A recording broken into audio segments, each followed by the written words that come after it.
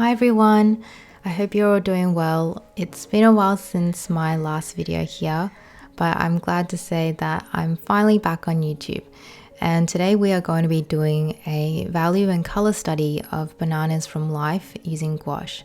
So I've set up the bananas in front of me and I painted them from life for the whole duration of the video.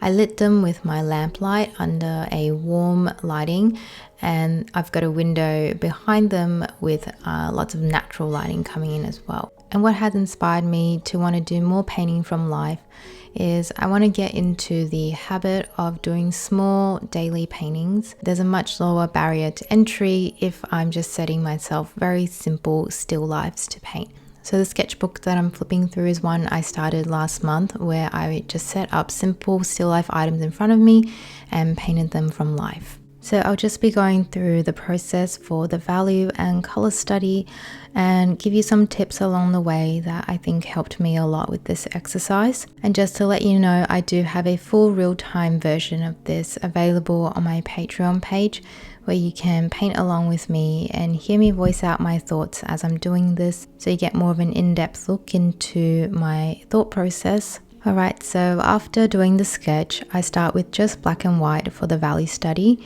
and I start with really thin down paint, and that's my first tip, which is to start with thin down watery consistency of paint and to build up the opacity of it as you become more sure of the value, and in the case of the color study, when you become more sure of the color. So you can see that my paint is really thin by the way that it's kind of spreading on my palette. So maximum amount of water, minimum amount of paint. And since we don't have to worry about color, I start by trying to block in things that have the same value. And I usually like to start with the shadows because I let the white of the paper do some of the work for me when it comes to the light family. That way the painting can also start to become readable faster.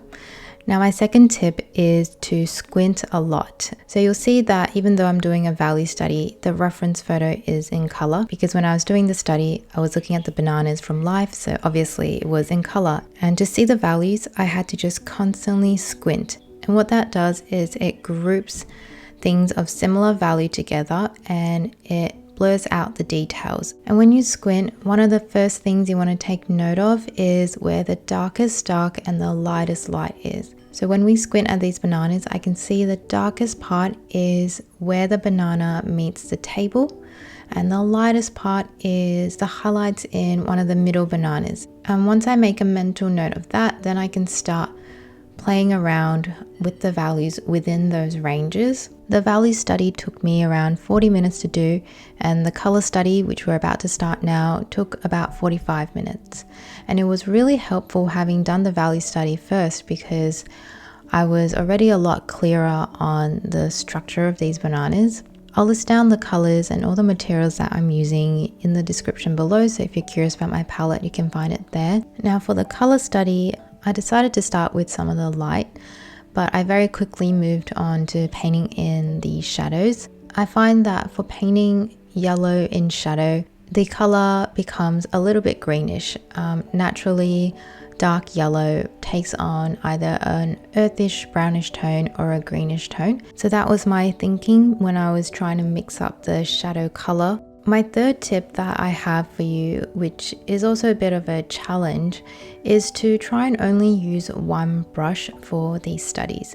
So all the paintings that you saw that I've done in the sketchbook so far, I only used a 1/2 inch flat brush, and that's because I wanted to force myself to ignore details for as long as possible. If you give me a round brush, I'll start focusing on the details way too early on in the painting process. And the other reason is I wanted to become really comfortable with using a flat brush and getting the most out of it. It's actually a very versatile brush, and you can get a lot of thin lines and details with just a flat brush. Here you can see I'm painting on the reflected light, which I very quickly realized was too saturated, so I toned that down.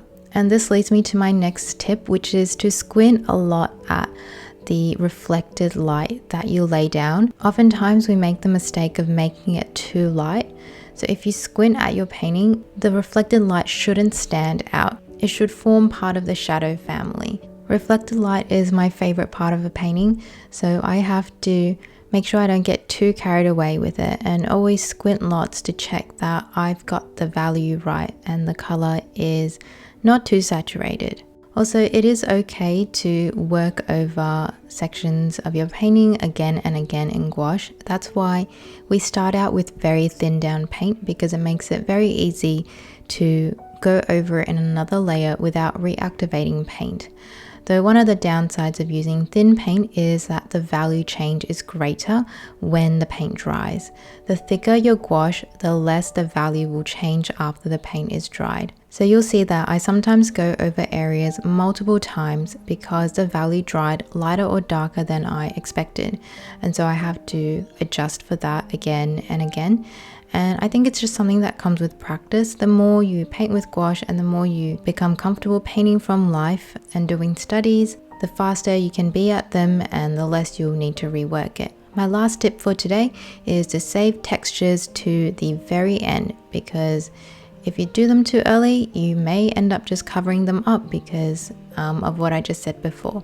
So save them for last, and you can see I just added a couple of textures on the bananas, which I think really just sells them a little bit more. So that wraps up today's video. Thank you so much for being here and waiting all this time for a new video.